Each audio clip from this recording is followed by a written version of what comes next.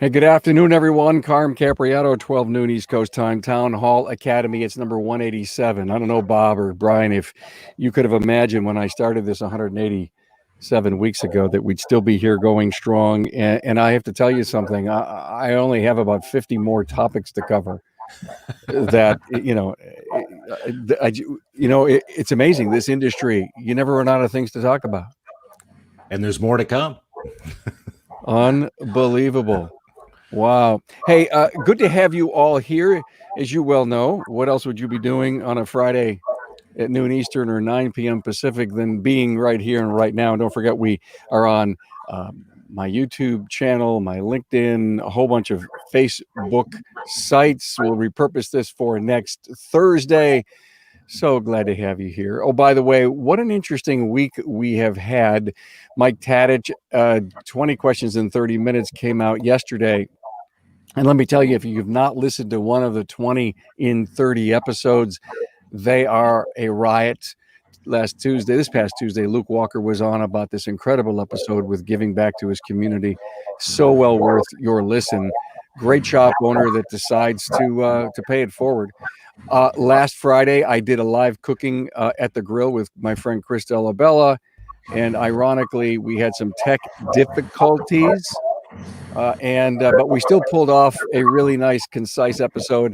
And then just a few weeks ago, one of my favorite episodes of the year so far is this 1970s talking auto repair. That was so much fun. Well, look at, I am here with Business Coaches Lab. I don't think maybe part 6 or 7. I don't remember what it is, but we're here to talk about labor rates, a function of the business, not the market. I'm with Bob Greenwood, AMAM, President and CEO of the Automotive Aftermarket E-Learning Center, and one of our most respected business coaches. Hello, Bob. Good day, sir. How are you? From the West Coast. Good to see you. Good to see you, buddy. Brian Gillis is with us, the chief strategist at UNet Results. Hello, Brian. Hey, how are you? How are you?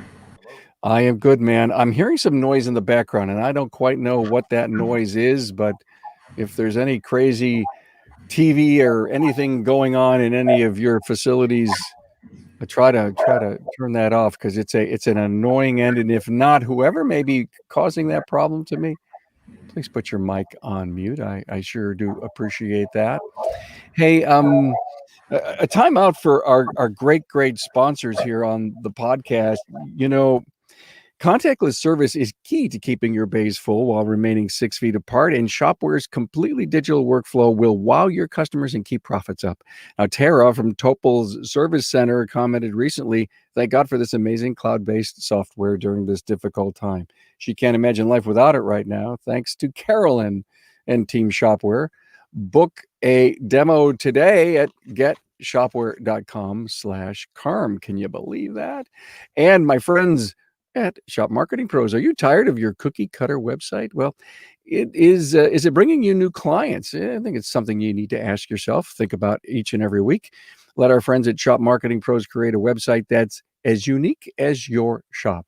On the web at shopmarketingpros.com. Okay, we're going to talk about labor rates. I have a guest that's going to come on a little later in the show, a shop owner that's got an opinion or three on labor rates and what he does inside of his shop. And I will keep that mystery guest in the queue here for right now, because I know you all know him. Guys, let's jump into this, because we haven't talked enough about labor rates on the show. We've talked about them, but we've not gotten into some of the mechanical side of it. And I know we're going to bring up some interesting formulas for you all. Brian, let me start with you. Brian, you got to know your true cost of doing business, right? That's right. So, getting down to what your labor rate should be, for me, I always want to kind of start from, what you want your end results to be, what your desired, say, net profit might be within a year, within a month.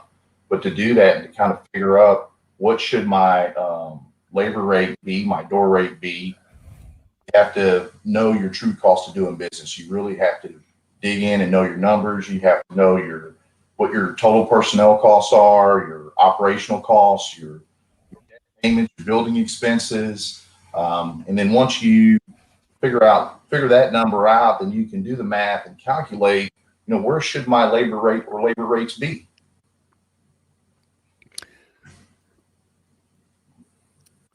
Bob, any comment on that?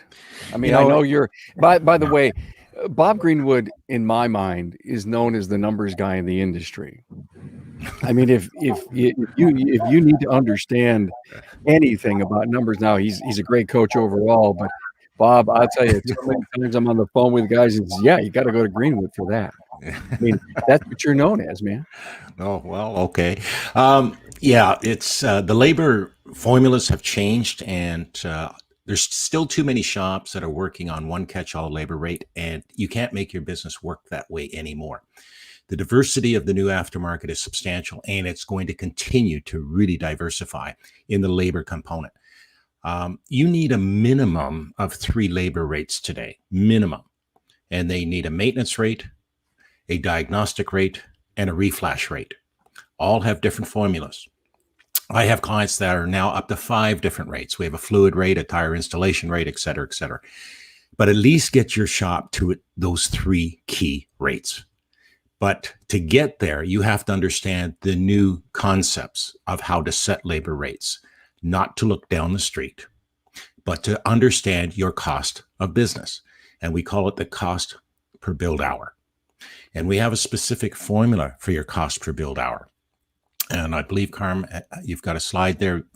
You have to take your total operating expenses and divide it by your total billed hours. Now, your total operating expenses is everything, all wages, including all operation expenses, including depreciation. And that's why you take your last year's financial statement, go to look at the accountant's financial statement, and most likely 98% of them use a cost accounting format. You want to change that to what I call a management accounting format, which means you take the technician's wages out as a cost of labor. Anything that the accountant has put in there as a cost of labor on your income statement, you take out and put it down as an operating expense, whether it's freight or anything. So the labor is purely 100% gross profit. So by taking those total operating expenses, you divide it by your total billed hours, and that gives you your cost per billed hour. And the objective is to come in around $150 to $165 as your cost per billed hour. If you're way below that at the 120, 115 range, I can probably bet $100 you don't pay yourself a professional wage out of your company. And when you don't pay a professional wage, in my mind, you're subsidizing your company. And it also changes your resale value of your business when it's not profitable enough. If you're sitting at 180, 190, or even over 200, and I've seen a few of those, you have a productivity problem. And that's got to be addressed. And you may have the wrong labor rate. So understanding your cost is right. Brian is right on. You've got to understand everything about your particular business. Don't look down the street. Understand your business. Then you're going to have a real substance to work with as to where my labor rate should be. Great slide, Bob. How encouraging for anybody who's watching this right now or will watch it in the future. Just take a screenshot of that. You know what I think I'll do, Bob, is I'll put these slides in the show notes page. Boy, I keep hearing that noise in the background, everyone. I don't know what that noise is, but we'll make sure that these slides are available to everyone in the show notes page. And Bob, what I found out that was interesting, if it's too high, that's not a good thing. Right. You got a productivity problem, and then we have to go in and examine what is my average billed hours per RO. What is the average technician being billed out per day?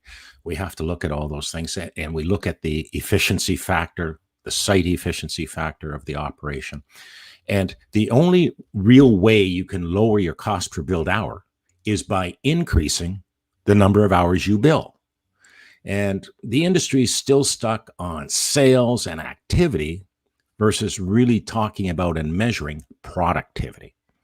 In our profession today, we are in the build hours business, yet how many shops still work all day trying to make extra gross profit on their commodities, their parts sales? And understanding that is not going to save your business anymore. You can say your sales are up 15% over last year or even 20%. That doesn't mean your net profit went up by that.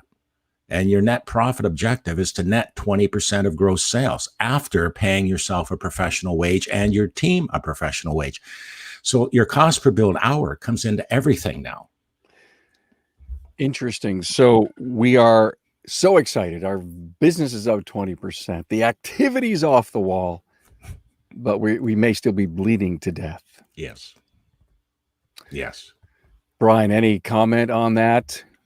Yeah, what Bob said about the productivity is spot on. And, when I'm working with shops, they have a door rate, labor rate, what they feel like they're getting. And when you actually do the math and you take the total labor dollars that they sold in the month and then what they're paying out to technicians, they're not anywhere near what they think what their labor rate is. It's really much, much lower. And so, I think the biggest thing is, like Bob said, you don't want to do what the guy down the street's doing. You have to know your numbers and what it takes for you to be able to hit your net profit goals, just to be able to provide a great business for your customers and for your employees. You just have to really to do the math. And I totally agree with Bob that, there's not just one single labor rate or door rate.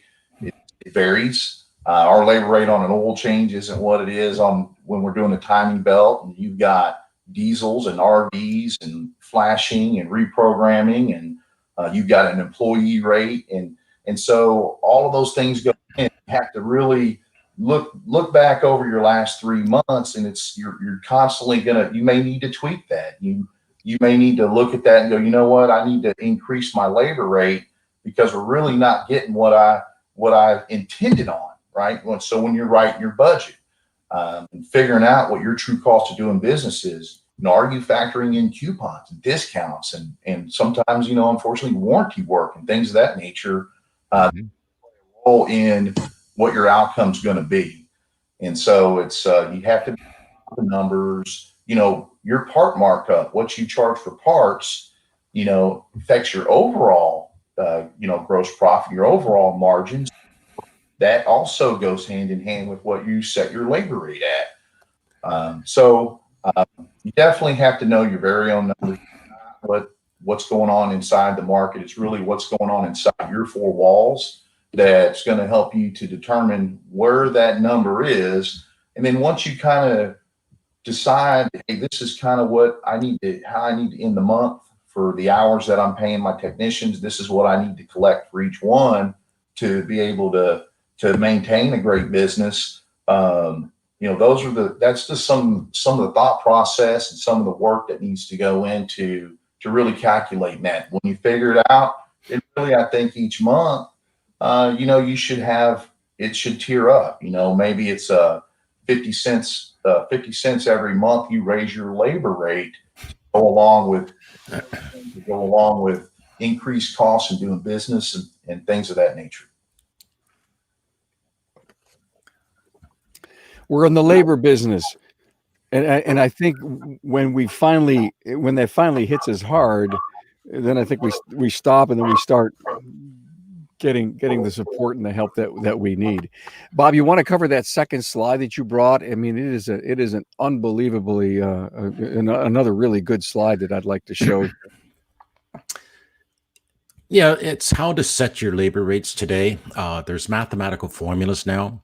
And these math formulas are critical. There used to be basically one set formulas, and that was taking your technicians' basic hourly wage, your top technicians' basic hourly wage before benefits and all that, and you would multiply it by 4.5 to come up with your maintenance rate.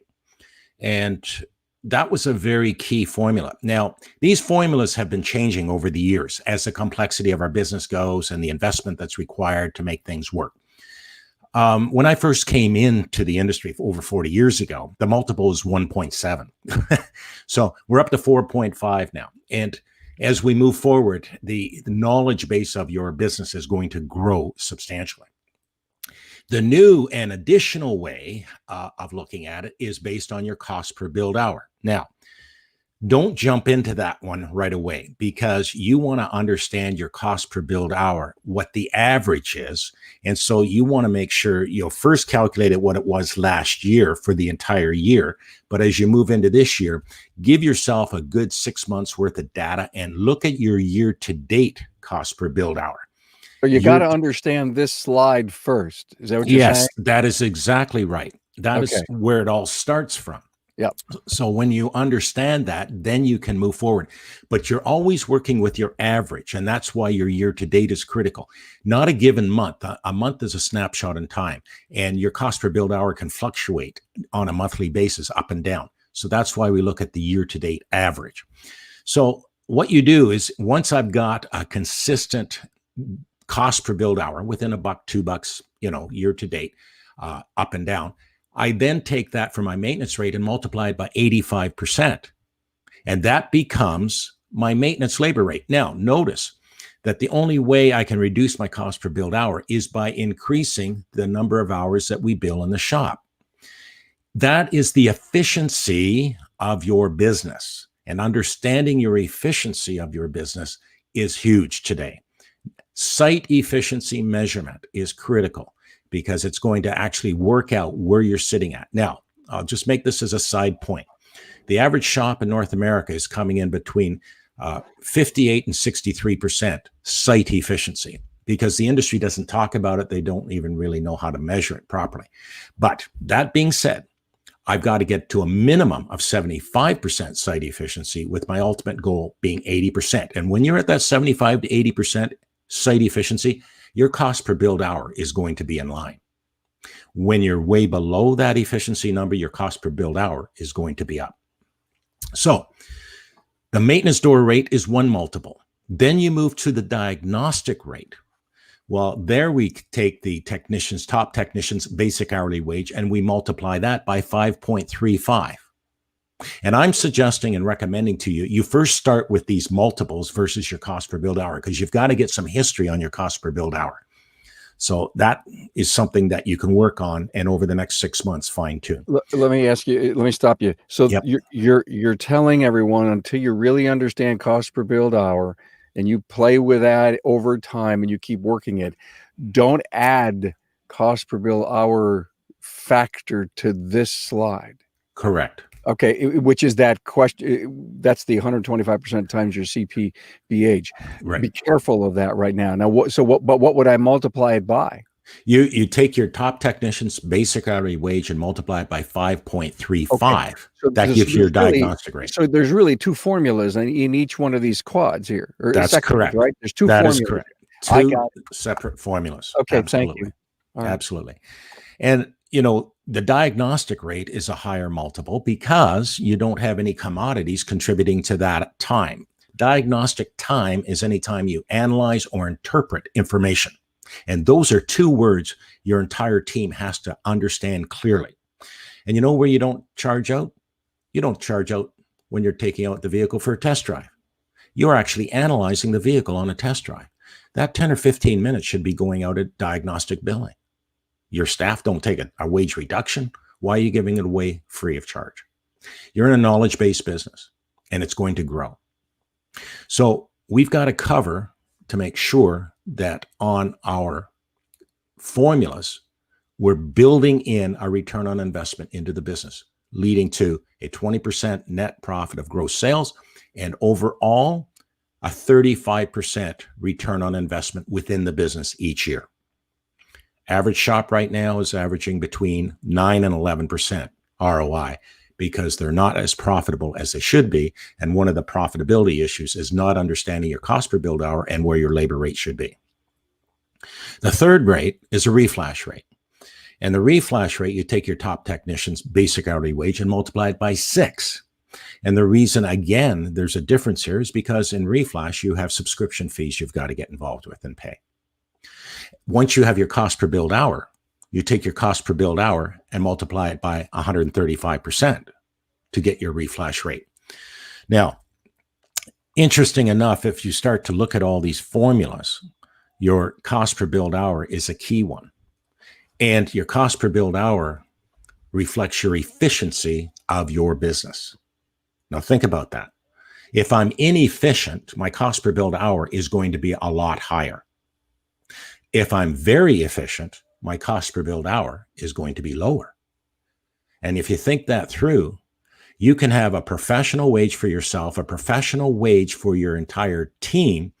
And if you're efficient, you can have a very competitive labor rate in the marketplace. But you have to understand your numbers inside out today. These guidelines will lead you to the right ROI in your business. They change.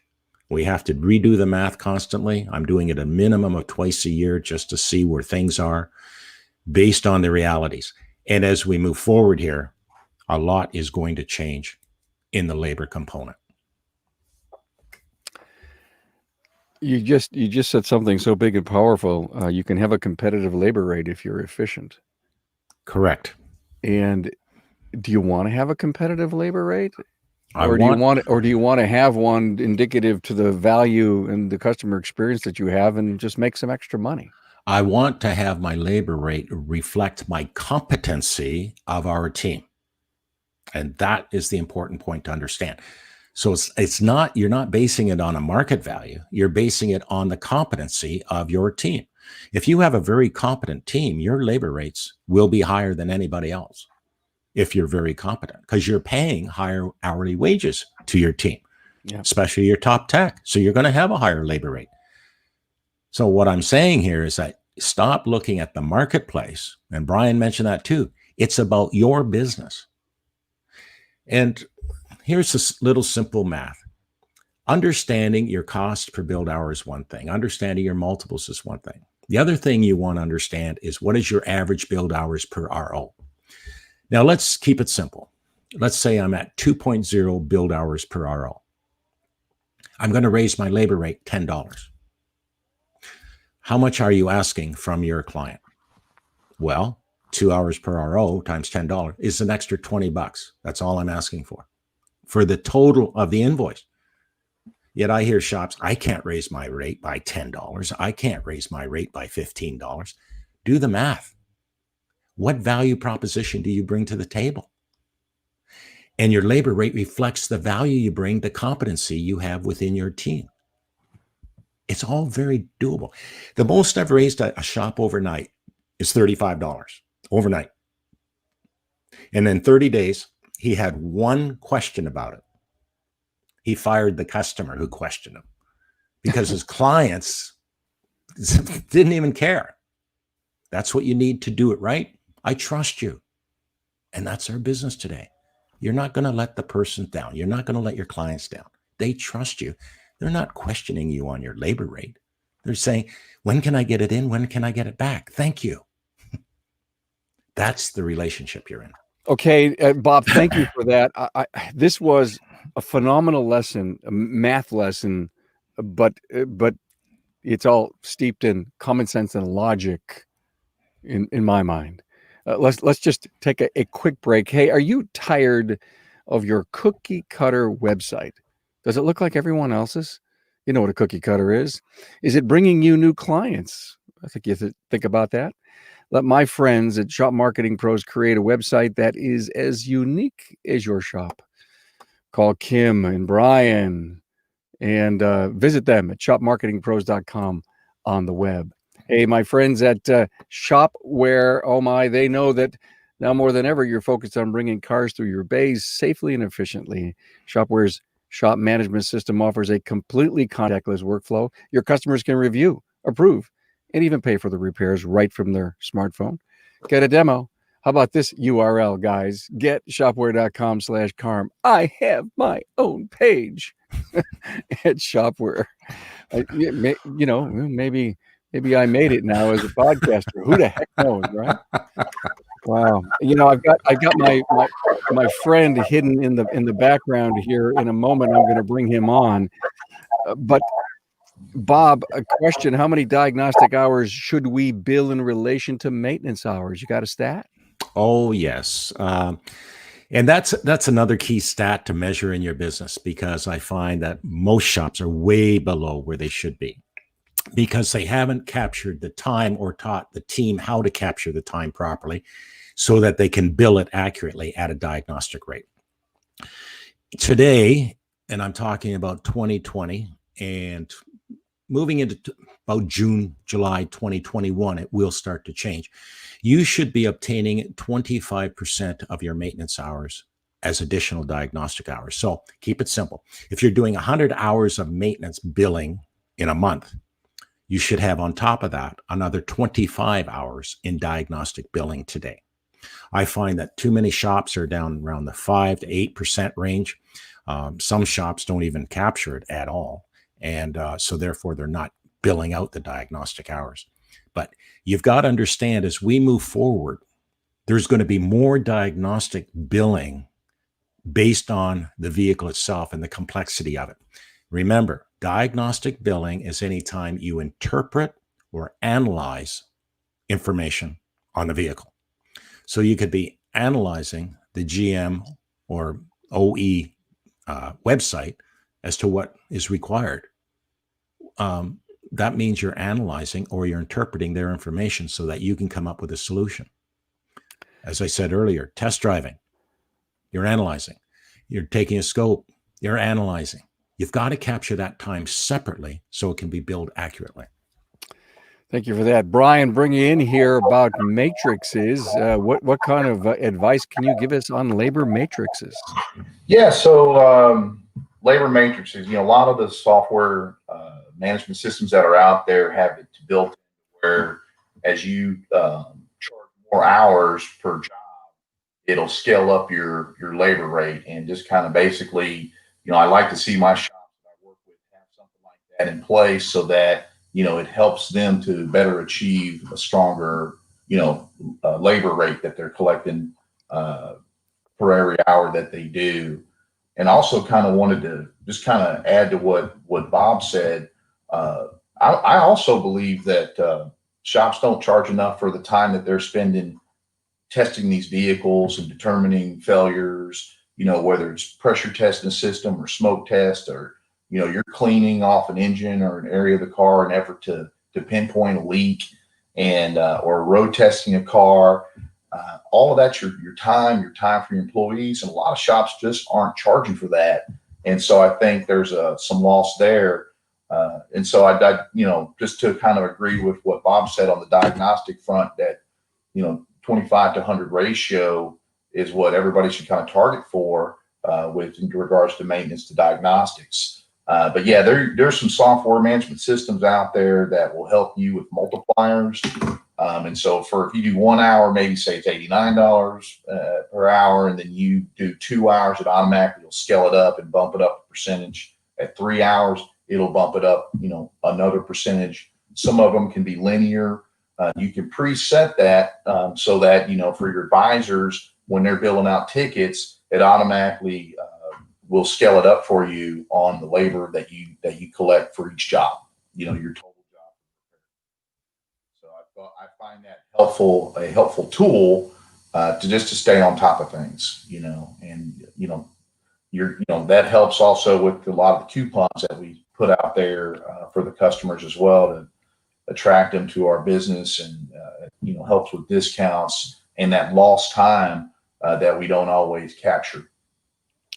Thanks so much, Brian. Hey, I just want to remind everyone to please give us a like, give us a comment, at least, write up in the comment box what city you're checking in from and share this with friends. There's no doubt that more and more people need to hear and understand all about labor rates. Hey, I want to bring on a friend here. I think a friend to me and to everyone here.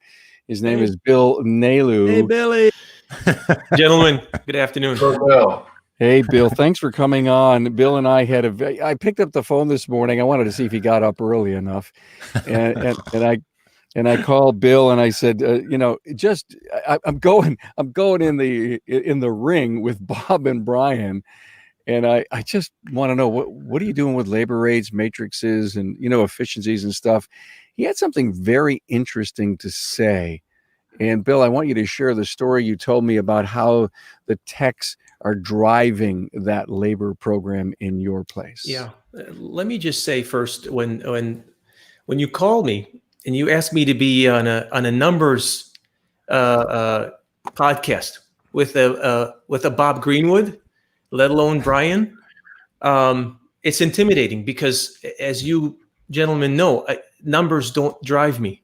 And as I'm hearing Bob talk about those formulas, of course, they're valid and they are measuring sticks by which we have to run our businesses. But I think to myself, what is that $300,000, $400,000 shop doing right now? It's struggling to make it. How do we get them to see the value of this formula if we can't get them past their view of themselves, which incidentally projects their view, their sense of shame and what they are worth? And it's amazing how that bleeds into the employees. It's amazing how it bleeds into the customers that they attract into the shop. Yeah. And that's really where my contribution lies, in that we have to push back on this nonsensical idea. I've said this on so many different occasions. I decided years ago to be the cheapest guy in town. And I speak to shop owners all the time, and I sort of egg them on, and I say, who here isn't afraid to be the most expensive guy in town? And a bunch of guys like me raise up their hands proudly, And I'm like, why do you think you're the most expensive guy in town? I have the highest prices in town, but I'm the cheapest. I do the best work with the best people. All three of my technicians have been with me for over 10 years. I don't have a technician fighting it out with the service manager who used to be a tech, who's worn out now, who's going to tell the tech that's working on the vehicle how much we're going to charge because, I don't know, some book told him what that was going to be. Never mind about the cross member that's going to take us 2 hours to pull out. So this kind of stuff. And so what I tell my technicians is, you decide what you want for this job, and then you're going to stick by it. And if you underprice it, then we're going to stick with that. We're not going back to the well. I'm not calling this customer a second, third time, but you're going to tell me what it's going to cost. And don't you dare get me in trouble. If that customer, if we can't justify it, if you don't have the pictures, and if you don't have a report worthy of the gap that you want, then you and I don't deserve to be in business, let alone get this job. And so the story I was telling Carm is, I had a fleet account that we deal with ask me about something. We had a labor bump. I think we had twice the labor that we had in there, and it's an older vehicle. We're in Michigan. There's rust. And this guy starts to browbeat me on this. And I asked him, I said to him, let me ask you something. I think his name was Joe. I said, you're probably a former tech, right? He said, yeah. I said, I did that for 30 years. I'm an ASE master. I said, do you think there's many of you guys left out here? And we get to chatting about this. 5 years ago, we were talking about half the technicians that are 50 and up are going to be out. They're out now. And what we have left is the guys that are just barely hanging on, and the guys that we're willing to bring on. And I'm going to sit here and I'm going to have a conversation with somebody who's an industry brother of mine over why we're not worth $25 more an hour for this job. And so we have to be courageous enough to say, this is what we deserve, and we are cheaper than the guy that is going to cost you. This vehicle that's sitting in this parking lot while you and I are arguing over this, Joe, this vehicle has a $500 a day downtime. They're not replacing this with a U-Haul truck anytime soon. And so we have to be courageous enough to have this conversation, not with just those fleet people. We have to have them with fellow industry brothers and sisters. We've got to remind them what we're worth. We work on the most complicated consumer product man has ever created. And we don't make as much money as somebody who replaces a water heater on a house, not to disparage what plumbers do. We do plumbing too, in the middle of something that's got to go 150 miles an hour down the street.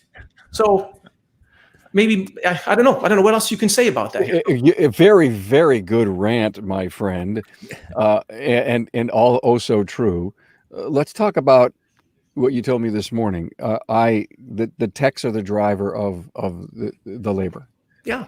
The technician tells the service writer, who, by the way, if he's a former technician, that's one thing. But I would rather have somebody that isn't going to question the technician. If I have to trust my technician to tell me whether he needs twice the labor time on something or 3 times the labor time on something. And if we're doing heavy engine work, why shouldn't it even be higher than that? Where's the shame in saying this is a job that's going to provide us, it's all sexy. It's got this large ticket attached to it. But when you drill down, when you do the homework, like Bob tells you, when you're doing gross profit dollars per hour and you realize that you're married to this vehicle for 2 years out, every time this check engine light comes on, well, you guys put my motor in. That's time that you can't get back. And so you have to account for that right at the beginning of this. And so that's why you have to have a higher labor rate for heavy, for diesel, for electrical, for diagnostics. And by the way, when you're doing research on these vehicles, how come an attorney can charge $200 to do research for you? Research. But we can't do that, pulling up diagnostic information? What the hell's wrong with us? It's Bill, you're so bang on with this thing. And, it comes back down to understanding who you are and what you are. And if you're running your business based on price when it comes to your labor rate, you're making a big mistake. I'll put this statement out, and my clients, to them, I sound like a broken record. You name to me every single independent shop that you know that went bankrupt for charging too much. Yeah. Send me the list, will you? Yeah. I mean, I think about the time I take when we get a client in for the first time, and it might be a father and son. Carmen, we talked about this before, many times before, where I try to say to them, this is not your problem. You have a car. This is your son's problem. Get your son involved, get your daughter involved. We start a relationship on that basis. Who would want to fire me for a $20 gap in this? This one story I told to Carmen years ago. I went to this it was like AT&T was running this seminar or something, but there was this guy in the room, and he was talking about a towing company out in Arizona. This company was the biggest towing company, the busiest and the most expensive in town. And the calls would go like this. Somebody would call up and say, Bob, how much is it going to be for my tow? And you'd say, $80. He'd say, well, $80, I can get this done. I get just call 3 other places and they're $60. And this is what they tell him. They said, let me tell you, Bob, this is what we do for this $20. Because we've just established that you're willing to pay $60 for this. So all I have to worry about is that $20 gap. So this is what he says. He says, when we get out there, please know that all of our drivers have been with us for over 10 years. All of them are drug tested. All of them go to training every year. They do this, and they're all certified by the National Association of Towing Operators or whatever. We will be there within 20 minutes or the tow is free. And considering the fact that you've probably been waiting out there wilting on the road for about an hour and a half now, when we get out there, we realize how hot you're going to be. So we're going to have a bunch of drinks for your ice cold refreshments for your enjoyment so that you're not so uncomfortable sitting in the truck. Now, who in their right mind is going to say, you know what, let me call this other place here because I can save $20. You know what's going to happen is you call that place up and the guy that you called that you said no to is going to say, oh, you came crawling back to me like the dog that you are. You know what? I told you 45 minutes. Now it's going to be an hour and 45 minutes. Why? Because that's the way I run my business because I'm the cheapest guy in town. It's happened to me. Bill, thank you so much for your perspective. Social media has lit up based on everything you did. And thank you for being here. And please stick around. Bob, we look down the road. Labor is a component of the success of our industry. Do you have any advice? Yeah, labor is the future focus, where you have to be. And as Bill is explaining, your labor rate reflects the value proposition you bring to the table.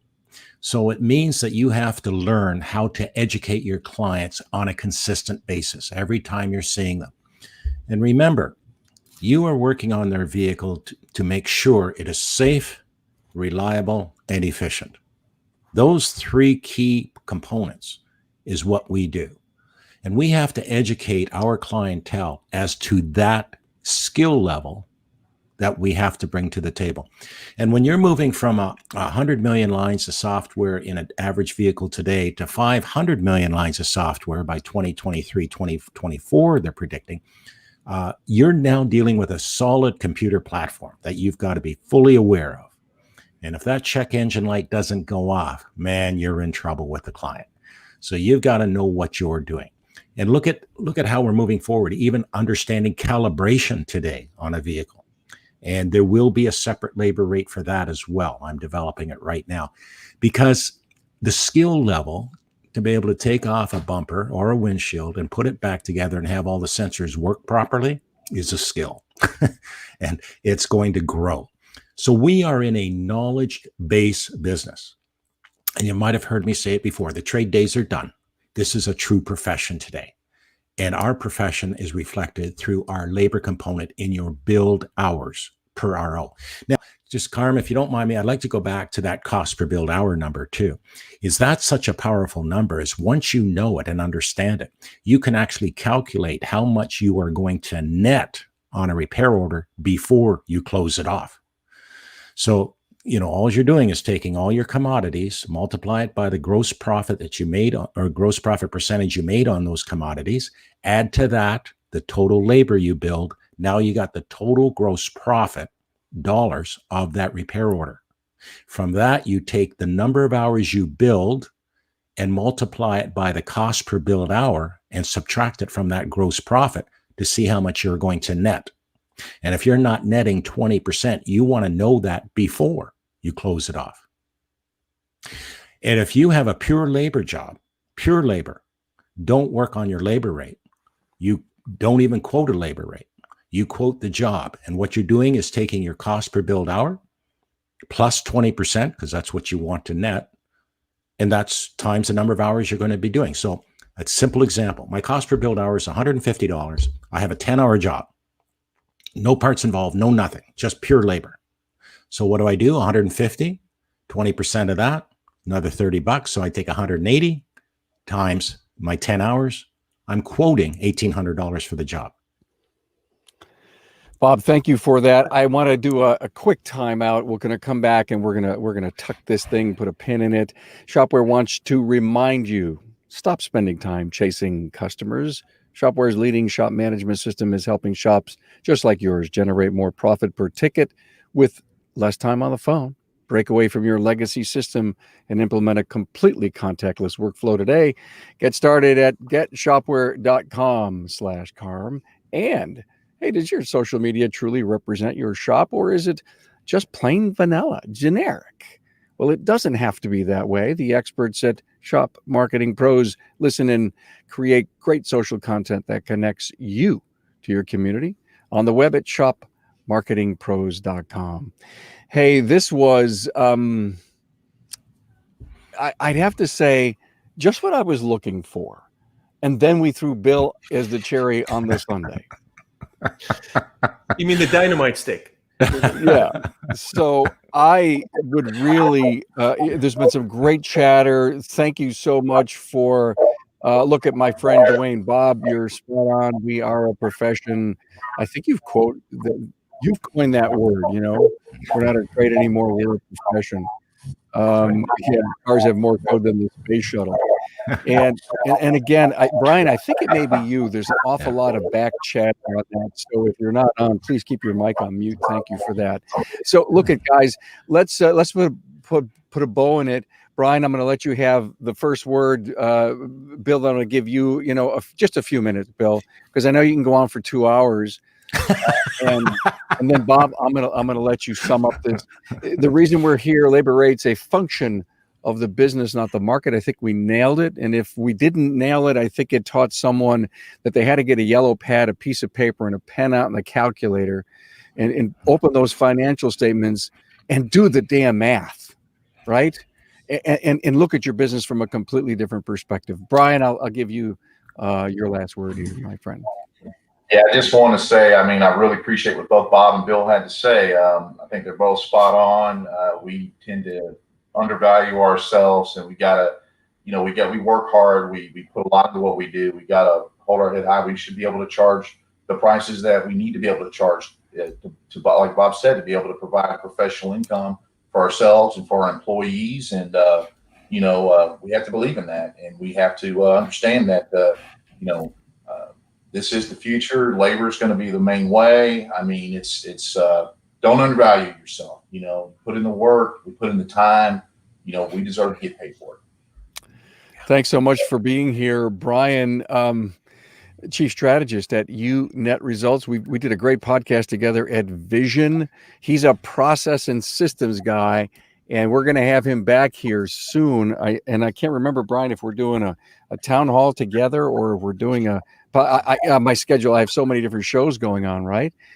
And but anyway, he's a process system guy. We're gonna take advantage of him. Bill, I'll give you your last word, my friend.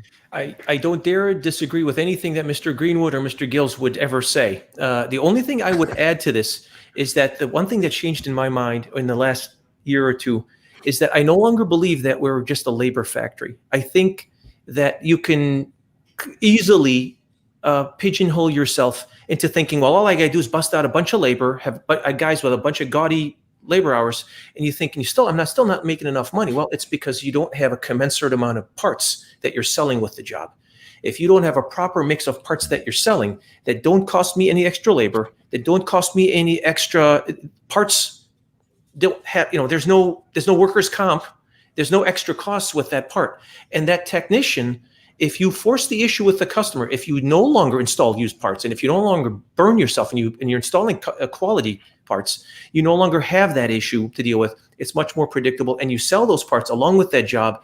You're sourcing them because the technician also has to pick these parts. They have to know what parts to pick. And so is it any wonder why we get into trouble when the customer is picking the parts? Yeah, right. Got it, my friend. Bob, are you up for a great summary here, my friend? Quality is everything, and that's the business we're in, quality parts. And Bill's absolutely right. I'm assuming that you buy quality parts and always use quality parts. Why would you not? You either have a customer business or a client-focused business. I'm encouraging you to go client-focused. That is your whole business of what you're about. Trying to please everybody who walks through the door is a big mistake. You have to define your business and what you are, and your labor rates will reflect your quality, your knowledge. And keep in mind, it's just not just paying yourself and your team a professional wage. We also have to look at the reinvestment we're going to be making moving forward in equipment, in software, and education or training. It's going to be continuous now, and we've got to have the dollars to be able to support that. And a lot of that training and education will be taking place during business hours, which means I've got to learn how to schedule the business properly versus after hours when my team is supposed to have a life outside of business as well. Big discussions, a lot to discuss, but I'm encouraging you. Please pay attention to your numbers, break them out properly, and study your math. Bob Greenwood, AM, President, CEO of the Automotive Aftermarket E-Learning Center and respected business coach in North America. And thanks, Bill, for coming in and I like this whole guest host idea. We keep him in the background, and he's writing all these notes. He's ready to pounce, and then we bring him in about 25 minutes in, right? What do you think, guys? And Carm, to bring in Bill. I mean, this is just awesome. I outbid Buckley. Buckley was paying 20. I told Carm, I said 25. And he went for it. Oh, he's cheap. Well, that's a thought. And Greg said it was a great show, gents. So thank you for being here, everyone. With a lot of great chatter on Facebook. I'll see you for sure live again next Tuesday at aftermarketweekly.com, where I have a guest host again, and we're doing another great shop tour. So much appreciation for everyone to hang on that really fun 25-minute fast-paced magazine show, aftermarketweekly.com. Hey, have a great weekend, everyone. Thank you. Hopefully we taught somebody something here today, right? Be good, guys. Thanks, guys.